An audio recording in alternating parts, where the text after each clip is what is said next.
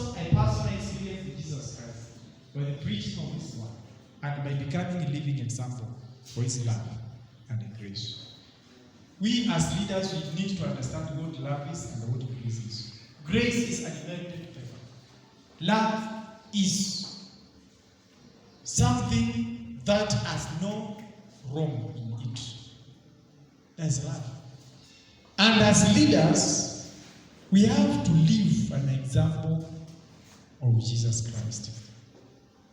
People are more important than the program or structure.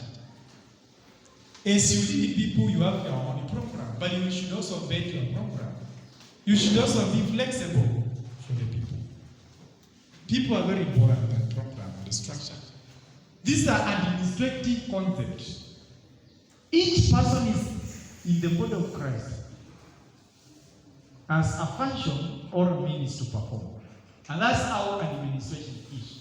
To administer means to serve people with what they have, to produce what they don't have. The ultimate aim of church leaders should be that of serving rather than being served. Jesus served his disciples and he was God.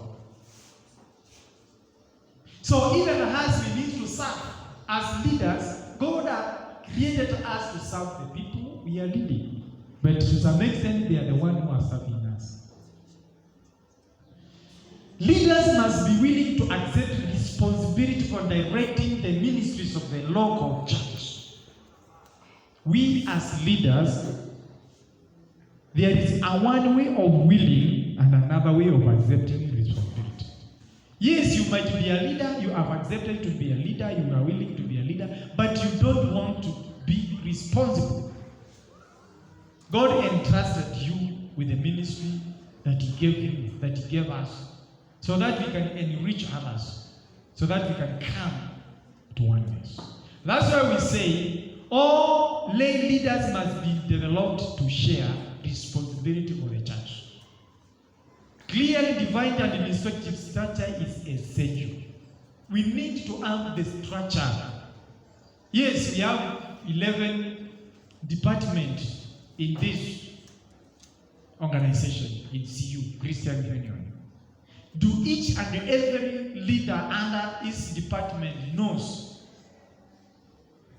all outlines roles for each. If now you are the director of music, where are your limitations? Where are your boundaries? Do you have a structure that shows the chairperson? From the chairperson we go to secretary. From secretary we go to treasurer. From treasurer we go to ushering ministry. From ushering ministry we go to music director. Do we have outlined roles? All positions in local church ministry are important. When you can say, man, we have outlined the roles of chairperson, but with the praise and worship, haina shida tunajua. No. Policies of administration need to be written and communicated openly. And that's why you should have your document that should be reviewed time after time. Because even in this institution, we have organization structure. Even in this, where you are seated, you should come up with a booklet that gives us the roles, the responsibilities, and everything. We also need to delegate responsibilities to others. This is very vital for administrative leadership. If we don't delegate responsibilities, then we shall kill the people we are leading. Developing, motivating, and serving lay leaders in position of responsibility is one of the most important functions of pastoral leadership. You are a pastor in your department. If now you are the leader of music, you are the pastor of the people you are leading. And I need to develop them through and also motivate them. And also staffing. Staffing means where need be, you recruit another staff to replace. Local church administration demands a clear understanding of purpose and the biblical mandate for the church. Sometimes we take this leadership for granted. Maureen, it is not in vain that God chose you to be a leader this year. It's not for granted. Sio tu ni kwa sababu, no, la hasha. There is a reason as why God needed you to be here, but not there. You have something unique that you need to share with the people. And this is opportunity for you to do that. Leaders must take important decisions. If you cannot make a decision now, you need to create room for others to help you on how to make decisions. Because in leadership, decision making is very important. Risk taking is very important. Because you should not care. Jesus should care for you. Amen, Danson? And that's why God chose even Moses as a leader. Yes, Moses was not able to communicate well. Yes, Moses had so many weaknesses, but God saw he was worthy. It's not what people want, it's what God wants. God does not look what people look. God looks what he looks. He looks what he looks. And he means what he says. And he says what he means. And that's why each church should have a specific goal moving hard forward. This goal and objective must be constantly re-evaluated time and again. You may sit down and see, you see this department is duplicating the work of this department. Or there is a department we don't have. We have children here have not seen Sunday school ministry. I can see women here. Have not seen women fellowship department. I've seen their men here. Have not seen men department. No, hakuna kiongozi wa wamama, hakuna kiongozi wa wababa, hakuna kiongozi wa Sunday school. So you say now we can re-evaluate our document. Take time.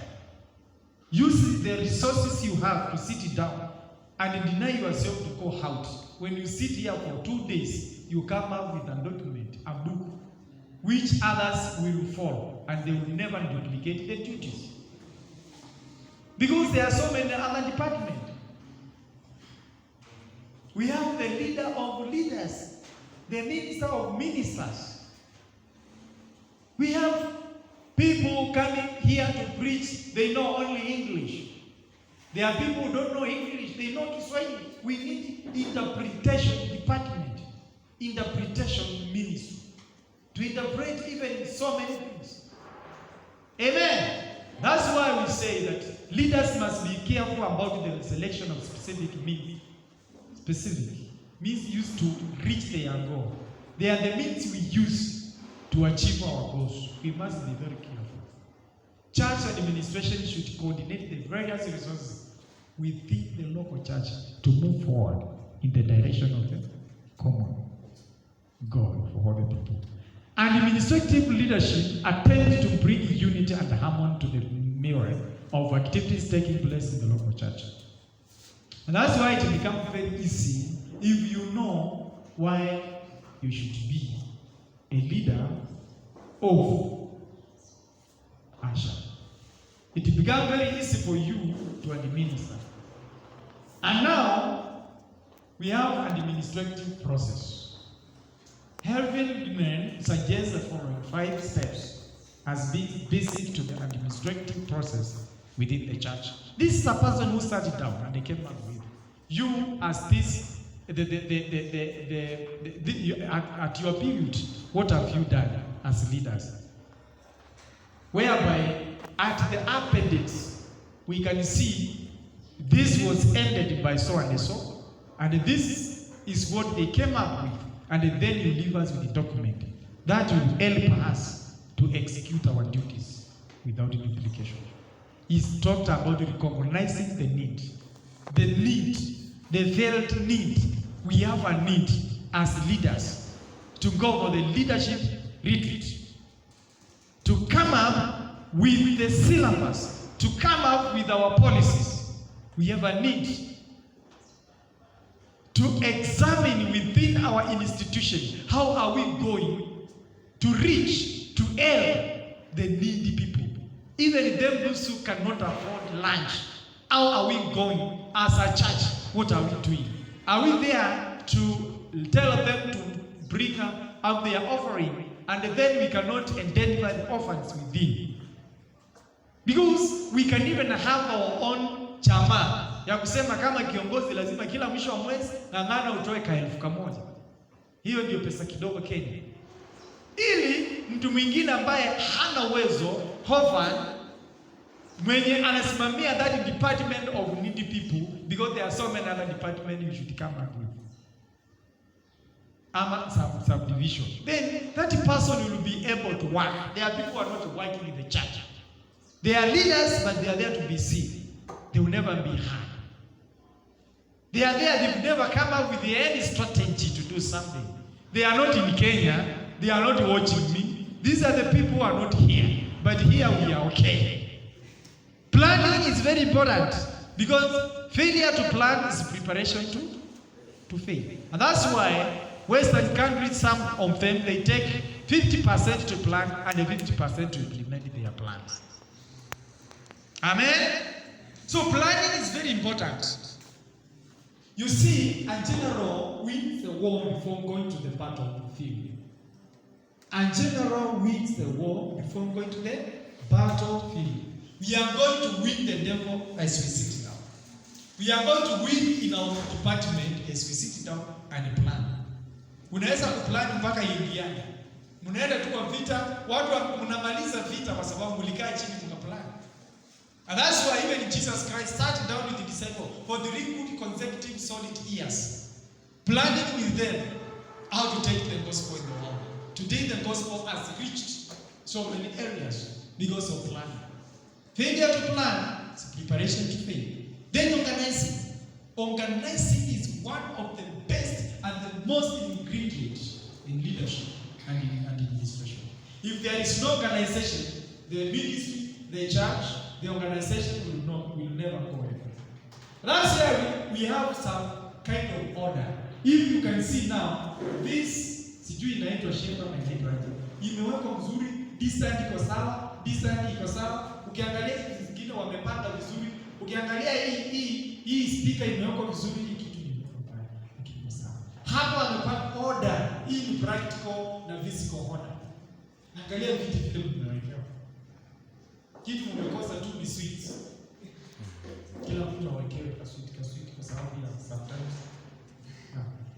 Na katika mahali mnawekewa sweets mnaweka hizo makaratasi huko. Okay? Hallelujah! Praise God! Amen.